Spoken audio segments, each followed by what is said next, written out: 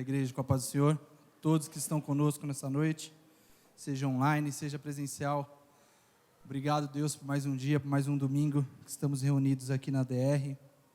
Tem aí o QR Code, os irmãos que quiserem acompanhar a mensagem, tem o esboço da mensagem. Você pode ligar seu celular, aproximar a câmera. Pode dar o zoom, tá? Que ele lê também. Se puder apagar a luz, o pastor Wallace está falando, acho que fica melhor para fazer a leitura do QR Code.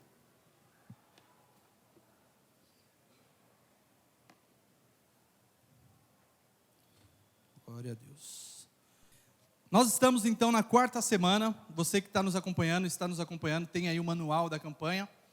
Hoje, domingo, nós entramos na quarta semana da campanha Vida Mais Que Abençoada aqui na DR. Nós estamos lendo o livro de Robert Morris, Vida Mais Que Abençoada. E durante esses dias, esse mês, estamos aprendendo alguns princípios basilares que estão aqui nesse livro. O autor foi muito feliz em tudo que ele escreveu. É uma leitura fácil, não é densa, é uma leitura prática. E ficamos muito felizes, e essa leitura realmente tem transformado a minha vida. Eu e a Sabrina, a gente tem discutido constantemente, toda semana a gente pega algum ponto livre, a gente conversa sobre ele, a Sabrina pergunta alguma coisa, às vezes eu pergunto o que ela acha, e isso tem feito as famílias crescerem, de certa forma, espiritualmente. Então esse livro tem abençoado a DR, e eu quero que você faça parte dessa campanha. E durante essas semanas que estamos aqui, nós já ouvimos algumas coisas que foram ministradas. Nessa semana especificamente, quarta semana que está se iniciando hoje, nós temos alguns desafios. Você que está com o manual sabe, durante as semanas tem alguns desafios para você cumprir. Então nós temos o jejum. Essa semana nós vamos começar 2 jejuns por semana. Então você que estava fazendo um jejum por semana, a partir de agora são no mínimo 2. Então para o domingo que vem você tem que chegar aqui já com pelo menos 2 jejuns feitos em casa.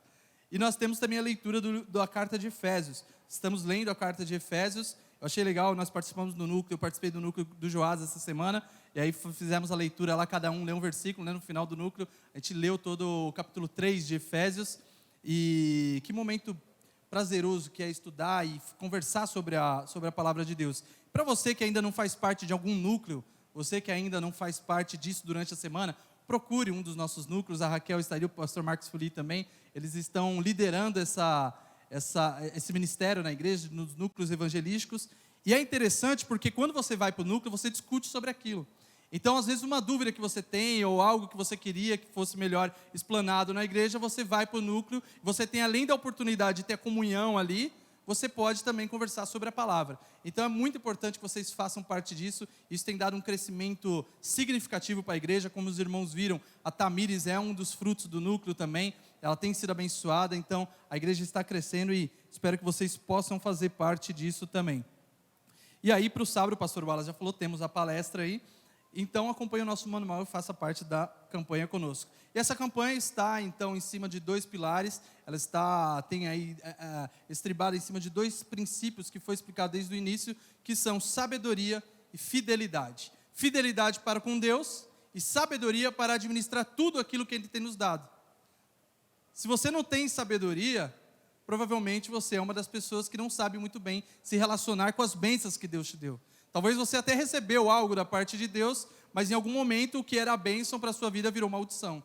Talvez você orou tanto por um casamento e hoje você não para de reclamar do casamento, ou quem sabe está no fim do casamento.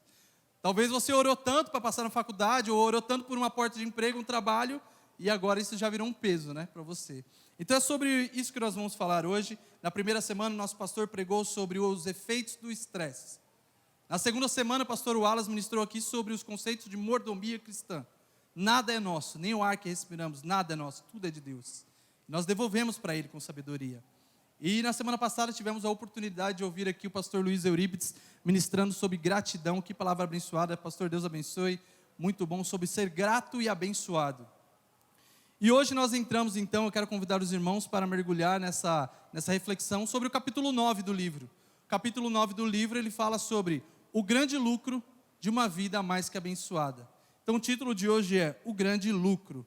Qual é, enfim, o grande lucro de uma vida mais que abençoada? E nesse capítulo, o Robert Morris, ele inicia esse capítulo, ele vem abordando algo bem interessante, porque ele fala sobre umas tirinhas de jornal que tinha antigamente nos Estados Unidos, que falava sobre os Joneses, a família Joneses. E ele fala sobre uma relação de 2 famílias de vizinhos. E nós víamos a família Jones pela perspectiva da família que estava discutindo sobre os vizinhos. Então, tudo que os vizinhos compravam, ele tinha um carro novo, ele pintava a cerca, tudo que acontecia na vida dele, você ficava sabendo, porque a família que estava sentada na mesa comentava: você viu lá o que aconteceu na vida do vizinho? Então, o autor ele vem trazendo essa ideia de como isso, ao longo dos anos, vem entrando na sociedade. E, de certa forma, acabou entrando até que mercadologicamente, porque nós vivemos hoje a sociedade do consumo. Então, um cara que tem uma empresa de tênis, ele não quer saber se você tem 10 tênis na sua casa. Ele quer que você compre mais um. Então, o que ele vai fazer é com que você se sinta insatisfeito com o que você tem. O que o mundo, o que a sociedade, o que a inovação na comunicação e a evolução da publicidade trouxe para o mundo, então, é a insatisfação. Você nunca está conformado com o que você tem. Você sempre precisa de alguma coisa a mais.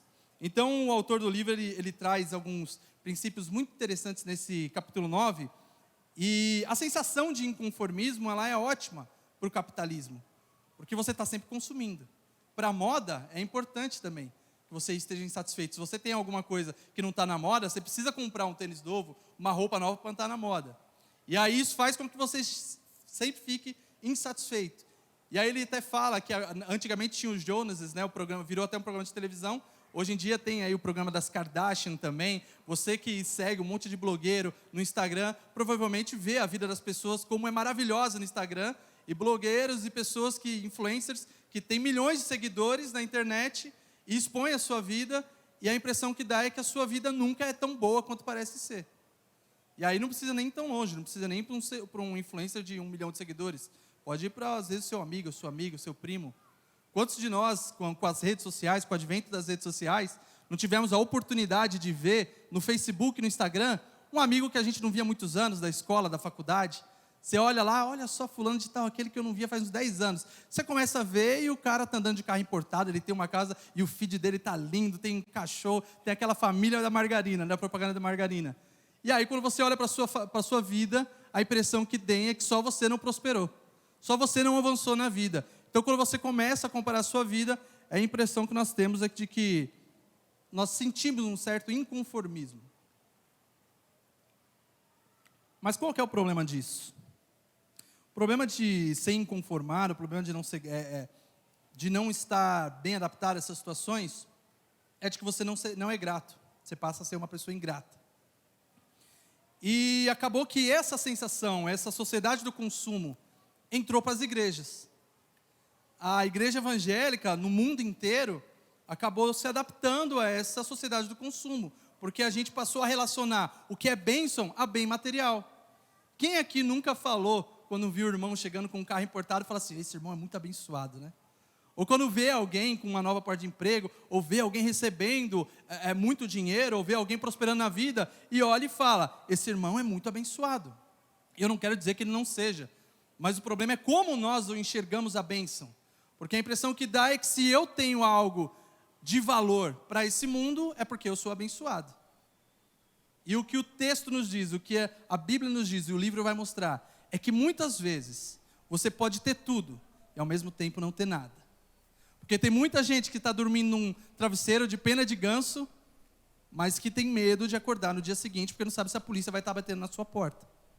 Tem muita gente que está morando numa mansão em Alphaville, tem todos os carros que queria ter, mas não sabe se vai chegar até o final do ano vivo. Tem pessoas que têm a sua família destruída. Nessa de ganhar o mundo, a pessoa acabou perdendo contato com seus filhos, com a sua esposa. Então a gente passa a olhar para essas pessoas por uma perspectiva material. E aí o que é espiritual fica sempre em segundo plano. Mas vamos lá, o que a gente pode aprender com isso então? Se a gente for olhar na Bíblia, a vida dos apóstolos, por essa perspectiva evangélica que a gente tem, provavelmente nós olharíamos para Paulo, Pedro e diríamos que eles não são pessoas tão abençoadas assim. O apóstolo Paulo era um homem estudado, todo mundo sabe que foi um homem de uma família de posses, seus pais eram comerciantes, e o apóstolo Paulo, ele tinha sim um certo gabarito, era um cara estudado, ele era um cara que sabia se relacionar, era poliglota, ele tinha cidadania romana. E Paulo, por causa do evangelho, perde tudo. Esse homem que tinha um certo prestígio no cenário religioso da época, no final da vida dele, agora ele está preso, está humilhado, as pessoas querem apedrejar ele. E ele agora, talvez pela perspectiva evangélica, não é mais alguém tão abençoado. Ou, vamos dizer, pela perspectiva judaica da época, né? Os religiosos da época. Paulo já não é mais aquele que tinha tantas posses, agora é uma pessoa que vive presa pelo evangelho. E a vida de Paulo é tão conturbada, porque é interessante a gente analisar isso. Paulo vamos dizer assim, que ele era tão azarado, que todo navio que ele entrava afundava. E 2 Coríntios ele diz que 3 naufrágios ele passou. Então todo navio, ele era o pé frio do navio. Acho que se alguém visse ele entrando, já barrava ele na porta mesmo, com medo do navio afundar. Então Paulo, ele traz isso, mas a impressão que eu tenho quando eu leio as cartas de Paulo, e principalmente Filipenses, que nós vamos falar um pouco mais sobre isso aqui, é que se você hoje encontrasse Paulo na rua, ainda com todas essas circunstâncias que ele viveu, ainda com tudo que ele perdeu, e você falasse: e aí Paulo, tudo bem? Provavelmente ele diria: estou contente. Estou contente. Porque tudo bem é muita coisa, né? Tudo bem é demais. Mas apesar de tudo, ele estava contente. E a chave para uma vida mais que abençoada, que o capítulo 9 traz então, é o contentamento. Estar contente em toda e qualquer situação. E é aí que Paulo escreve então a carta aos Filipenses. A primeira igreja que ele tinha fundado na Europa, ele escreve essa carta para os crentes ali na igreja em Filipo. E ele vai abordar algumas coisas interessantes nessa carta, só que quando chega no capítulo 4 ele faz um agradecimento, porque eles eram pessoas que investiam na obra missionária, eles davam ajuda financeira, ajuda moral e oração para Paulo. Então no capítulo 4 ele passa a agradecer. Vamos ler então Filipenses 4, do 10 ao 13. Filipenses 4, 10 ao 13. Paulo, agradecendo a essa igreja, ele diz assim: alegro-me grandemente no Senhor, porque finalmente vocês renovaram seu interesse por mim. De fato, vocês já se interessavam, mas não tinham oportunidade de demonstrá-lo. Não estou dizendo isso porque esteja necessitado, pois aprendi a adaptar-me a toda e qualquer circunstância. Sei o que é passar necessidade, sei o que é ter fartura. Olha aqui, ó, que importante. Aprendi o segredo de viver contente em toda e qualquer situação, seja bem alimentado, seja com fome, tendo muito ou passando necessidade. Mateus, deixa esse 12 na tela aí, por favor, porque eu quero abordar algo muito interessante nesse versículo. Notem a palavra contente que Paulo usa. Para você que não sabe, o Novo Testamento ele foi traduzido para nós do grego. E a palavra que é usada aí, nesse lugar de contente no grego, é autarques. E autarques, essa palavra no grego, Paulo ele faz um trocadilho muito interessante. Para quem está recebendo essa carta, isso faz muito sentido, e é isso que eu quero expor aqui com vocês, porque era uma palavra muito usada na época, por quem seguia uma filosofia grega na época chamada de estoicismo. Talvez você já aprendeu sobre isso na faculdade. Nós tínhamos o estoico, a doutrina estoica sendo muito difundida na época, e essa palavra autarques eles usavam muito, que significava autossuficiência. Estar contente para os gregos, então, para os estoicos, significava autossuficiência. Eu não dependo das circunstâncias exteriores, eu não dependo de nada que venha de fora, porque eu me basto em mim mesmo. Só que isso tira também a visão da divindade, a visão de Deus. Porque o ser humano ele se basta em si próprio. Então ele não depende das coisas materiais, mas também não depende de nada. Porque ele é suficiente. Então Paulo, quando ele escreve isso, para aquela igreja que está recebendo essa carta na época, ele fala: eu estou contente. Mas por que Paulo está contente? Vamos ler o 13 agora.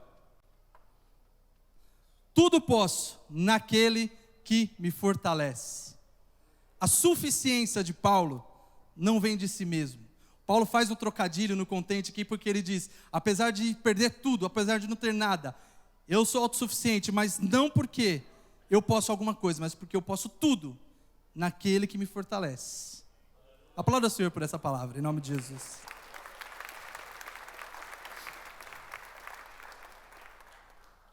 Então veja que o que Paulo nos mostra nesse versículo é que ser contente não depende das circunstâncias, porque ser contente não está baseado no que você tem, mas ser contente está baseado em quem você é.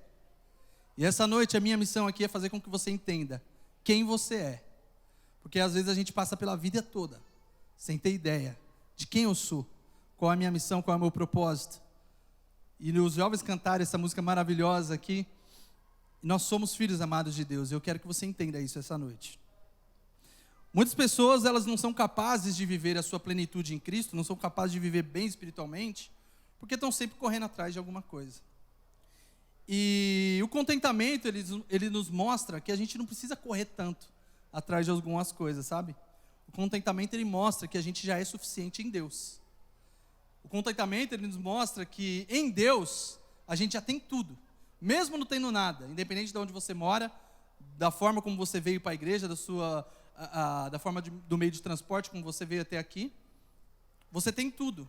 Porque se tem um segredo que Paulo encontrou, foi essa suficiência em Deus. Agora a pergunta que fica, e como é que vive alguém sem contentamento? Como vive alguém que não tem contentamento? E você talvez se surpreenda e até se identifique nesse momento. Porque alguém que não tenha contentamento, provavelmente é alguém que está viciado em reclamar. Tem algum reclamão aqui ou não? Essa hora ninguém levanta a mão, né? A falta de contentamento na vida faz com que você reclame o tempo inteiro. A falta e que fique claro, tá? Reclamar é diferente de lamento. Nós temos um livro na Bíblia que fala sobre o lamento do profeta Jeremias. Nós temos lamentações.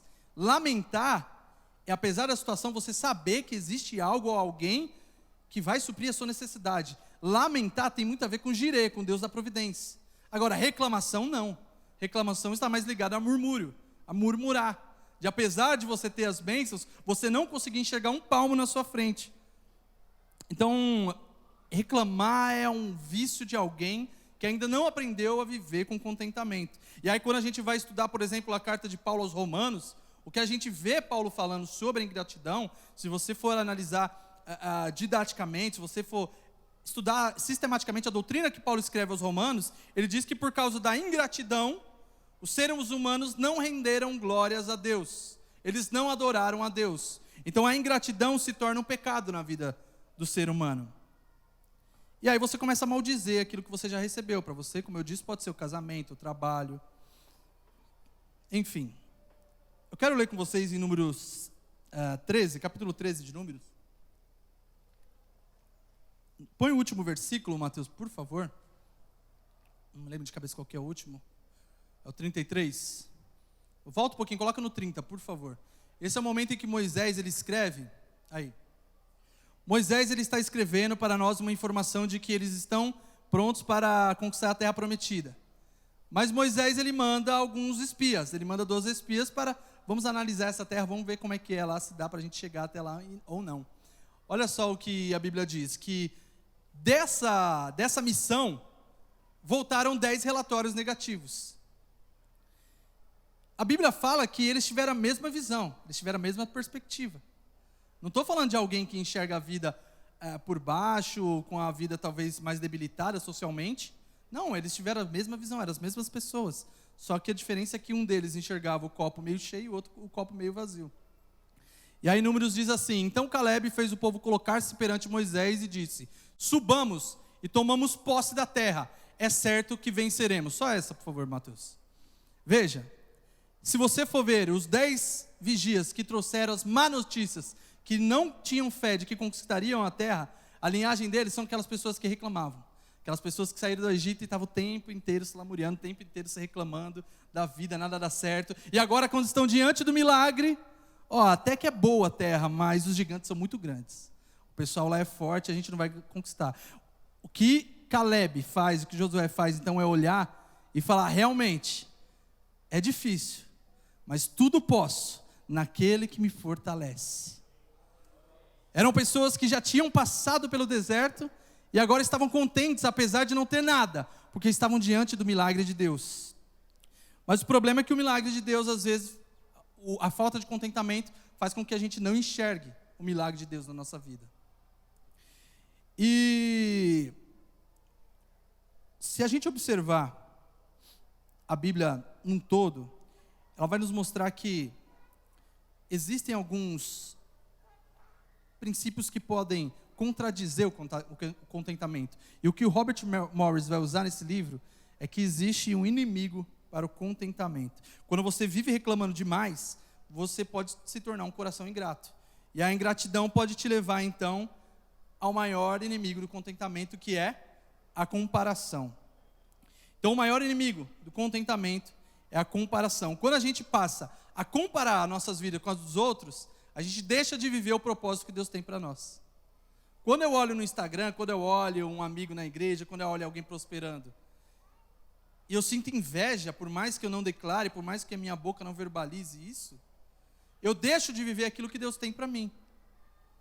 Quando eu vejo alguém prosperando e eu quero atingir a meta daquela pessoa, eu deixo de atingir a meta que Deus preparou para mim. O caminho que Ele colocou para mim trilhar na terra.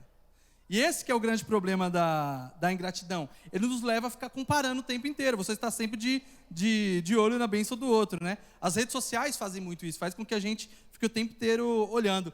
E João 21, o Evangelho de João, pode colocar João 21, 21 e 22. Mostra que 2 discípulos estavam com Jesus, e Jesus não gosta de comparação, porque olha só o que Jesus responde nesse texto. Eles estão caminhando e Pedro, ele está de olho na bênção de João. Ele quer saber o que vai acontecer com o João. E aí a impressão que dá é que Jesus, olha, rapaz, vai cuidar da sua vida. Deixa, se eu quiser que João fique aqui até o final dos tempos, qual que é o problema? Viva o seu ministério. Olha aí, quando Pedro o viu, perguntou, Senhor, e quanto a ele? Jesus respondeu, se eu quiser que ele permaneça vivo até que eu volte, o que te importa? Quanto a você, siga-me. Pessoas estão deixando de seguir a Jesus porque querem saber o que vai acontecer com o outro. Nós estamos deixando de viver o ministério e o milagre que Deus tem para a nossa vida, porque a gente está mais preocupado com o que vai acontecer com quem está do lado, ou com quem está na televisão, ou com quem está no Instagram. A gente está o tempo inteiro comparando a nossa vida e nada nunca é o suficiente, né? Enfim, ser contente é encontrar a trajetória que Deus trilhou para você. Mas aí o livro ele traz também o oposto do contentamento. Porque nós falamos agora do grande, eu falei do inimigo, o grande inimigo do contentamento. E o livro ele vai trazer um outro ponto que é o oposto ao contentamento, que é a cobiça. E aí está tudo relacionado. A pastora Joyce Meyer, a escritora Joyce Meyer, ela diz que a cobiça é desejar tanto uma coisa que você não consegue ser feliz sem aquilo. E aí está uma diferença. Porque não tem problema você querer um carro novo. Não tem problema você querer uma casa boa para os seus filhos. Não tem problema você querer juntar dinheiro para poder garantir o futuro e uma boa vida para os seus filhos. O problema não é esse. Eu quero isso para os meus filhos, eu quero isso para a minha família. Eu quero prosperar também financeiramente. O problema não é a gente ter as nossas pequenas ambições. O problema é quando nós não somos felizes a partir disso. Então o problema não é a ambição, o problema é a cobiça. Porque a cobiça, ela tira a sua felicidade e faz com que você pare de viver o que Deus preparou para você, porque você nunca está contente. A cobiça, ela olha para você e diz, você não vai ser feliz se você não casar. A cobiça olha para você e diz, você não vai ser feliz se você não estiver morando no residencial em Alphaville. A cobiça olha para você e diz, você não vai ser feliz se você não conseguir aquilo que você tanto quer, que você está buscando tanto.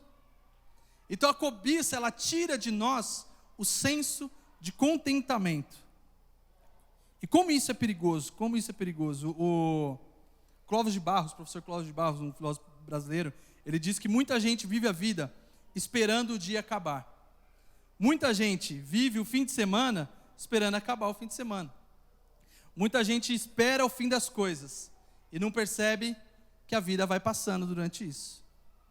Então, enquanto você está esperando o dia de amanhã, a sua vida aqui está passando. Você está deixando de desfrutar o que Deus já colocou na sua mão. Qual que é o 10º mandamento? Quem lembra em Êxodo? O 10º mandamento é não cobiçarás. A cobiça está desde o Gênesis até o Apocalipse, nos demonstrando que a intenção do inimigo é nos tirar do foco. É o tempo inteiro mostrar que as coisas terrenas podem brilhar mais que as coisas espirituais. E aí a gente se frustra quando a gente não consegue o que a gente quer, né? Porque a nossa felicidade está ligada muito mais aqui. Em Lucas 12 e 15 também Jesus diz que a vida de um homem não consiste na quantidade de seus bens. Olha que interessante, enquanto a gente está preocupado em adquirir tantos bens, o próprio Jesus disse que a vida de um homem não consiste na quantidade de bens que ele tem. Coloca para a gente Hebreus 13 e 5, por favor, Mateus.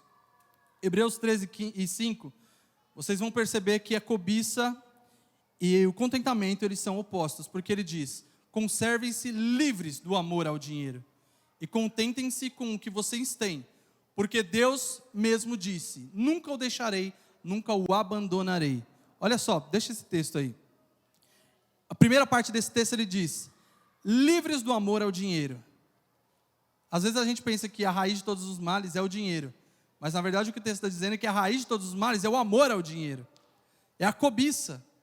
Mas o contentamento faz com que você não se sinta abandonado. Como eu disse, o contentamento não é sobre o que você tem, mas é sobre quem você é. E você é filho de Deus. Amém? Eu estava pensando eu discuti com a Sabrina essa semana sobre isso.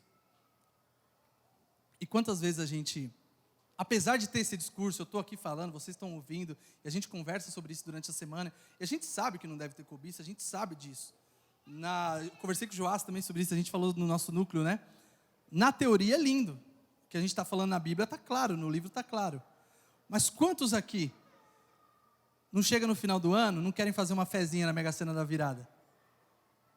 Não é verdade? Quantas vezes a gente fala que não quer cobiçar as coisas, e a gente às vezes até fala: eu queria uma vida melhor, mas eu só queria ganhar 10 milhões. E aí a gente tem a impressão de que o dinheiro resolve todos os nossos problemas. Então as pessoas, apesar de entenderem, apesar de saberem quais são os princípios de Deus para a sua vida, é difícil de praticar isso, né?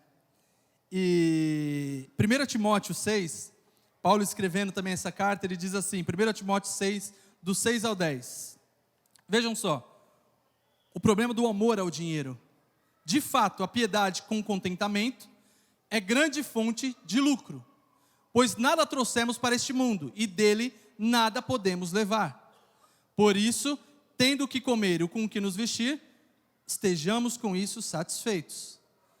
Os que querem ficar ricos caem em tentação, em armadilhas e em muitos desejos descontrolados e nocivos, que levam os homens a mergulharem na ruína e na destruição. Pois o amor ao dinheiro é a raiz de todos os males.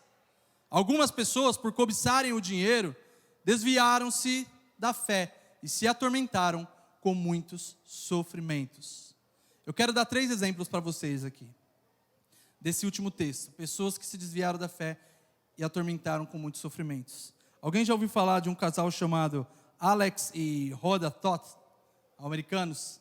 Eles foram ganhadores da loteria americana e eles ganharam 13 milhões de dólares em 1990. Só que eles já viviam com muitas dívidas. Era uma família que tinha problema de se relacionar com dinheiro. Eles eram pessoas que estavam o tempo inteiro endividados. E eles ganharam 13 milhões de dólares. O que aconteceu? Entre muitas viagens para Las Vegas, viciaram no jogo, e muita intriga familiar também, houve muito problema com os familiares, eles declararam falência. Não satisfeitos em declarar falência, alguns anos depois, eles foram acusados de falsificar a declaração de imposto. O Alex morreu em 2008 e a Rhoda foi presa. Pessoas que não estavam acostumadas a viver com contentamento. O pastor do Texas, Billy Bob Harrell, um pastor no Texas, veja, um pastor. Ele teve a oportunidade de ganhar na loteria dos Estados Unidos 125 milhões de dólares. 125 milhões de dólares não é pouca coisa. Esse pastor, ele tinha um problema, porque o coração dele era caridoso demais. E ele doou muito da sua fortuna para a igreja, para as pessoas. Muitas pessoas começaram a pedir empréstimo para ele. Sabe o que aconteceu com o pastor? Depois de um certo tempo, as pessoas não pagaram aquilo que ele emprestava. Ele realmente investiu muito em caridade, porém não soube fazer um planejamento para a sua família e para si mesmo. E ele perdeu tudo o que tinha e ele estava falido. Pouco tempo depois, no púlpito ele deu uma declaração de que a pior coisa na vida dele foi ter ganhado esse prêmio. Logo depois ele se matou. Um homem que teve a oportunidade de ter todo esse dinheiro na mão, não soube administrar, não teve sabedoria, não teve fidelidade e se matou. E um terceiro, para a gente não ficar só fora do Brasil, vamos falar então de um baiano abençoado aqui. Antônio Domingos, um rapaz na Bahia que ganhou 30 milhões de reais em 1983. Esse você já deve ter visto por aí na internet, tem no Google. Ele ganhou quando tinha 19 anos. E ele pegou o melhor hotel que tinha na Bahia, de frente para o mar, ficou morando lá. Qual que era o valor da diária? Não interessa, ele tinha dinheiro. Então ele ficou lá, ficou curtindo a vida, pagando um monte de gente para ir lá, pagando festa. Um tempo depois, o que aconteceu com o Antônio, também declarou falência. E hoje, ele trabalha, se eu não me engano, de funcionário público lá na Bahia. E ele disse que hoje ele vive mais feliz do que quando ele tinha dinheiro. Ele disse que hoje ele se sente mais amado pela família e pelos amigos do que quando ele tinha dinheiro. Então coloca para a gente esse texto que a gente leu de novo, Mateus, só o finalzinho dele. 1 Timóteo 6 e 10, se eu não me engano. Pois o amor ao dinheiro é a raiz de todos os males. Algumas pessoas, por cobiçaram o dinheiro, desviaram-se da fé e se atormentaram com muitos sofrimentos. Ser contente não tem a ver com o que você tem, mas tem a ver com quem você é. Muitas vezes a gente não precisa de mais dinheiro, sabia? Eu estou aprendendo isso, a gente vai aprendendo isso a duras penas, né? A gente só precisa aprender a ser um pouco mais organizado, sabe? Esse homem que tinha tantas dívidas, ele ganhou na Mega Sena, mas ele teve a oportunidade de gastar tudo. Porque o problema não é o dinheiro, o prêmio, mas é que ele não sabia administrar isso. E o problema na nossa vida, a gente acha que R$1 milhão vai satisfazer a nossa vida, vai pagar todas as nossas dívidas, de fato vai. Mas se você não consegue administrar R$2.000 que você ganha por mês, quem dirá R$1 milhão? Como eu disse da outra vez que eu estive aqui, o problema está na fonte. O problema não está na bênção, mas está em como você administra a bênção. Deus já tem te abençoado, Deus já abriu uma porta de emprego para você, Deus já te deu uma família maravilhosa, o que falta agora é um pouco mais de organização. Você talvez nem precise de um aumento, porque você talvez relativamente ganhe até bem, mas parece que o mês não termina, né? O salário termina e o mês tem mais dias. Então o que você precisa talvez é se organizar um pouquinho mais. Como o pastor disse aqui, peça sabedoria a Deus, para que você possa administrar aquilo que Ele já colocou em suas mãos. Amém? O ator, o Jim Carrey, uma vez ele disse também, eu lembrei dele porque, por causa do que aconteceu no Oscar agora, ele deu uma declaração, e certa vez também ele disse que ele queria que todas as pessoas do mundo tivessem a oportunidade de ser famosas e ricas, para que elas vissem que isso não leva a lugar nenhum. O Jim Carrey disse, eu quero que todos sejam um dia rico e famoso, para elas verem que isso não vai resolver o problema. Então o problema está muito mais ligado a quem você é do que ao que você tem, e eu repito isso. Porque existe um vazio no ser humano que é do tamanho certinho de Deus. Essa frase está relacionada, alguns dizem que é Dostoiévski, o russo, alguns dizem que é Pascal, né? Mas o interessante é que nós vemos que dentro do coração do homem existe um vazio que é do tamanho de Deus. Quando nós analisamos essa frase, observe que no seu coração existe um vazio que as drogas não vão ser suficiente, que a prostituição não vão ser suficiente. E algumas pessoas parecem que procuram preencher esse vazio com isso. Por quê? O buraco que tem no seu coração é exatamente o tamanho de Deus. E qual que é o tamanho de Deus? É infinito. Então se tem algo que pode preencher o seu coração, como o Vini disse, é algo completo, algo que é pleno. E nem o dinheiro, nem as drogas, nem nada nesse mundo pode preencher um vazio que só Deus pode preencher. Então Deus colocando no seu coração a plenitude, você se sente amado, você se sente filho, você sabe que você não depende mais das circunstâncias, mas que você é autossuficiente, não por quem você é aqui na terra, mas porque tudo posso naquele que me fortalece. Qual é a conclusão de tudo isso? O poder do contentamento. Qual é o poder do contentamento que tem na nossa vida então? O contentamento ele faz com que a gente tenha uma nova perspectiva de vida. O contentamento, como eu disse, faz que a gente enxergue quem nós somos. O Evangelho de Lucas, no capítulo 15, nos conta a história de um homem que tinha 2 filhos. Há uma parábola que Jesus conta de um homem que tinha 2 filhos. Um deles não era mais contente. Um dos filhos pede ao pai, então, me dá tudo que é meu por direito, que eu vou viver a minha vida. Um homem rico, um homem de posses, e esse filho não observa que ele tem tudo que ele precisa na casa do pai, mas ele vai buscar fora. O que o Evangelho de Lucas nos diz é que, quando a gente é imaturo, quando a gente não cresce espiritualmente, a gente só pede. Deus me dá, me dá, me dá, me dá. A impressão que eu tenho é que tem um monte de bebê espiritual, né, na igreja. Porque está sempre pedindo alguma coisa. Deus me dá, Deus me dá, Deus me dá.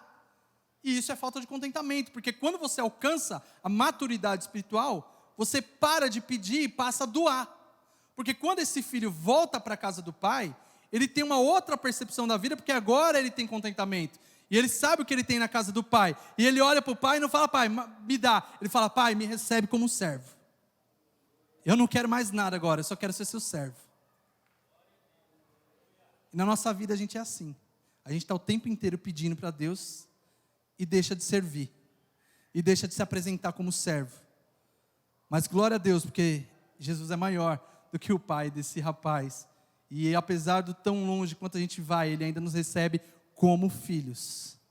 Como filho amado. E o contentamento, ele nos coloca então nessa posição de filho. Ele nos coloca nessa posição de saber quem você é. Porque o capítulo 1 do Evangelho de João diz que todos aqueles que receberam a Jesus Cristo, deu-lhes o poder de serem chamados filhos de Deus. Se você recebeu a Jesus Cristo, se você crê que Ele é o Messias, você é filho de Deus. E se você é filho, na casa do Pai não tem falta, mas tem porção diária. Você não precisa de 10 milhões, mas você precisa de um salário que te sustente. Na casa do Pai tem sabedoria. Na casa do Pai tem organização. Na casa do Pai tem fartura, tem. Mas quando nós alcançarmos a maturidade, nós vamos desfrutar de tudo isso. Veja a bela declaração, que eles acabaram de cantar esse hino, e eu pensei nesse versículo. Mateus 6, 25 ao 23. Coloque de pé, se você puder, em nome de Jesus, nós vamos concluir. Mateus 6, 25, dos 25 ao 33. Mateus 6, 25 ao 33 diz assim: portanto, eu digo, não se preocupem com sua própria vida, quanto ao que comer ou beber, nem com o seu próprio corpo, quanto ao que vestir. Não é a vida mais importante que a comida? E o corpo mais importante que a roupa? Observem as aves do céu. Não semeiam nem colhem, nem armazenam em celeiros. Contudo, o Pai Celestial as alimenta. Não têm vocês muito mais valor do que elas? Quem de vocês, por mais que se preocupe, pode acrescentar uma hora que seja a sua vida? Porque vocês se preocupam com roupas, vejam como crescem os lírios do campo. Eles não trabalham nem tecem. Contudo, eu digo que nem Salomão, em todo o seu esplendor, vestiu-se como eles. Se Deus veste assim a erva do campo, que hoje existe e amanhã é lançada ao fogo, não vestirá muito mais a vocês, homens de pequena fé? Portanto, não se preocupem dizendo o que vamos comer, o que vamos beber, ou o que vamos vestir. Pois os pagãos é quem corre atrás dessas coisas, mas o Pai Celestial sabe que vocês precisam delas. Busquem, pois, em primeiro lugar, o reino de Deus e a sua justiça, e todas essas coisas vos serão acrescentadas. Aplauda o Senhor em nome de Jesus. Ele é Jirê. Ele é o Jeová Jirê. Ele é o Jeová Jirê. Ele sabe exatamente do que você precisa. Ele sabe exatamente o que você quer. Mas Ele quer que você amadureça primeiro. Ele quer que você saiba que existe a casa do Pai. E que na casa do Pai você é servo, mas você também é filho. Ele é Jeová Jirê. Ele não deixa faltar nada. A Bíblia nos diz no Gênesis que Abraão, ele sobe ao monte com seu filho. Você conhece essa história? Abraão subiu no monte com o filho. Ele não sabia o que ia acontecer. Ele sabia que talvez o filho dele ficaria morto. Mas no fundo, ele sabia que alguma coisa teria que acontecer naquele lugar. Porque ele é Jirê.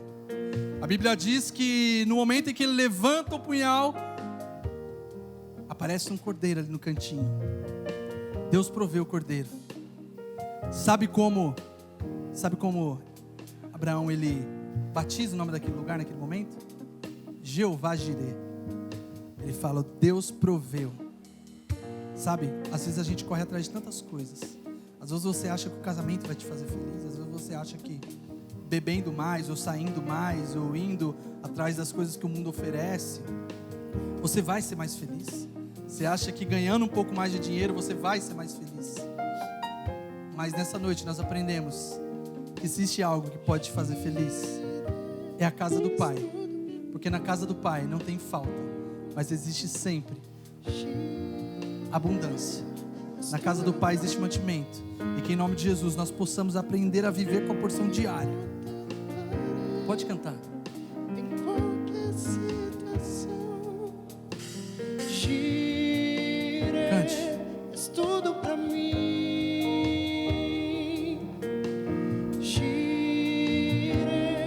És tudo. Você pode louvar o Senhor? Feche seus olhos, levante sua mão, adore a Deus. Me contentarei em qualquer situação. És tudo pra mim. Pode continuar cantando, Vini. É difícil cantar isso quando você sabe que você não tem nem a gasolina para voltar para casa.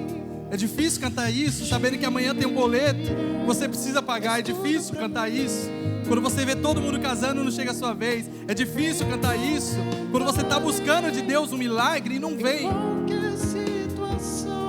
Mas Ele é o Deus da providência. E nele tudo basta. Nele nós somos suficientes. Pelo poder que em nós opera, tudo posso naquele que me fortalece. Veja, página 148 do livro, para terminar esse capítulo, o grande lucro de uma vida mais abençoada. Robert Morris diz: sim, o contentamento é uma fonte de grande lucro por duas razões. Primeiro, porque ele libera Deus para entrar nas suas circunstâncias e transformá-las para melhor. Mas o que é mais importante, o contentamento posiciona você para uma vida de significância e impactos eternos. Essa é uma vida que acumula grandes tesouros do céu, onde nem a ferrugem, nem a corrupção, nem a traça, nem o tempo podem degradar a sua alegria. Um coração contente é a base e mais importante para uma vida de mordomia cristã. Aplauda o Senhor em nome de Jesus, cante.